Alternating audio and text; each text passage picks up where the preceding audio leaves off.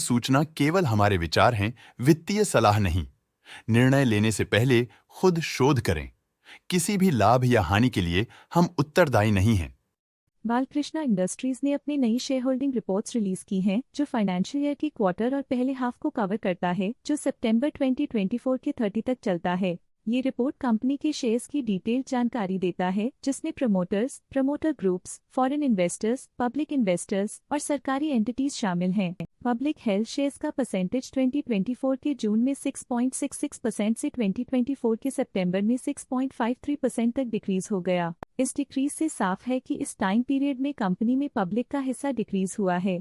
DII domestic institutional investors ने अपना share holding जून 2024 में 22.43% से सितंबर 2024 में 23.45% तक इंक्रीज किया। ये बताता है कि डोमेस्टिक इंस्टीट्यूशंस ने कंपनी में अपना इंटरेस्ट 1.02% तक इंक्रीज किया है। फॉरेन इंस्टीट्यूशनल इन्वेस्टर्स की शेयर होल्डिंग में थोड़ा डिक्रीज आया 2024 के जून से 2024 के सितंबर में, जो दिखाता है कि फॉरेन इंस्टीट्यूशंस ने अपने स्टेक को क्वार्टर टू क्वार्टर -0.89 से डिक्रीज किया है, जिसे पता चलता है कि उन्होंने अपनी इन्वेस्टमेंट्स को पुल बैक किया है। चलिए इन्वेस्टर्स के स्टैटिस्टिक्स पे नजर डालते हैं, जो शेयर होल्डिंग पैटर्न में फ्लक्चुएशंस का कारण बन सकते हैं। ट्रस्ट ने हाई स्टेक होल्डिंग एक्सपीरियंस करते हुए स्टेक होल्डिंग में 0.05% इंक्रीज देखा गया। लेटेस्ट क्वार्टर में म्यूचुअल फंड स्लैश ने स्टेक होल्डिंग में इंक्रीज देखा, जिसमें 0.8% का अपटिक देखा गया।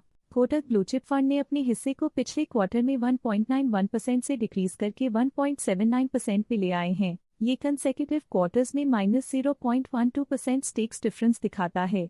ऑल्टरनेट इन्वेस्टमेंट फंड्स ने अपने हिस्से को पिछले क्वार्टर में 0.15% से डिक्रीज करके 0.05% पे ले आए हैं। ये कंसेक्यूटिव क्वार्टर्स में -0.1% स्टेक्स डिफरेंस दिखाता है। लेटेस्ट क्वार्टर में बैंक्स ने स्टेक होल्डिंग में इंक्रीज देखा, जिसमें 0.05% का अपटिक देखा गया। इंश्योरेंस कंपनीज ने अपने हिस्से को पिछले क्वार्टर में 7.2% से डिक्रीज करके 6.92% पे ले आए हैं। ये कंसेक्यूटिव क्वार्टर्स में -0.28% स्टेक्स डिफरेंस दिखाता है। लेटेस्ट क्वार्टर में HDFC life insurance company limited ने स्टेक होल्डिंग में इंक्रीज देखा, जिसमें 0.02% का अपटिक देखा गया।